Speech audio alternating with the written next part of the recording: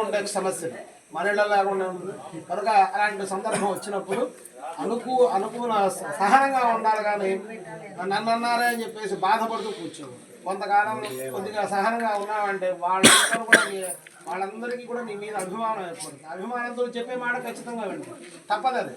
అది కోడలో కదా నువ్వు, కనుక అప్పటిదాకా నువ్వు సహనంగా ఉండాలి. ఎళ్ళగానే నా ప్రభావం చూపించాలని చెప్పేసి నువ్వు అత్తగారిని నీ ప్రభావం చూపించకుండా కొంతకాలం సహనంగా ఉంటే వాళ్ళు నీ మాట వినే స్టేజ్కి వస్తారు.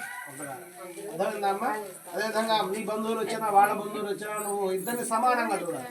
అంతేగాని వాళ్ళు వచ్చినప్పుడు గిన్నెలు తీసేసి వీళ్ళు వచ్చినప్పుడు ఇవి తీసివేస్తారు. అర్థమైందమ్మా? అదేవిధంగా నీ అత్తమామని ఎలా చూడాలి? ఇక్కడి నుంచి నువ్వు తల్లిదండ్రులలాగా గౌరవించాలి. ఏదన్నా సమస్య వచ్చినప్పుడు కూర్చొని చక్కగా మాట్లాడుకొని మీ అందరూ కూడా కుటుంబం ఒక ఆదర్శ కుటుంబంగా ఉండాలి. అదే దంపతులు అంటే గోపి నీ పేరుంది వెంకటలక్ష్మి ఫలాని వాళ్ళు, ఈ దంపతులు ఇద్దరు బ్రహ్మాండమైన వాళ్ళయ్యా, వాళ్ళని చూసి నేర్చుకోండి ఎలా ఉంటారో, అన్యోన్యంగా ఉంటారు అని చెప్పేసి మీ ఇద్దరి గురించి గొప్పగా చెప్పుకునేట్టుగా మీరు ఆదర్శ దంపతులుగా వెలగాలి. అర్థమైందా అమ్మ?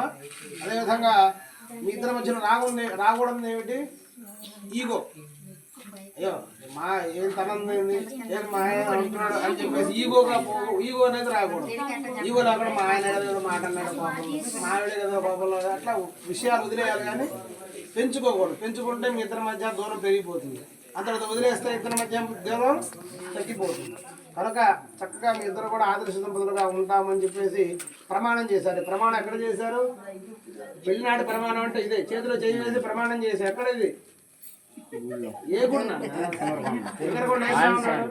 సింగరకొండ ఆంజనేయ స్వామి సమక్షంలో, మంగళసూత్ర సమక్షంలో, అలాగే విధంగా అక్కడ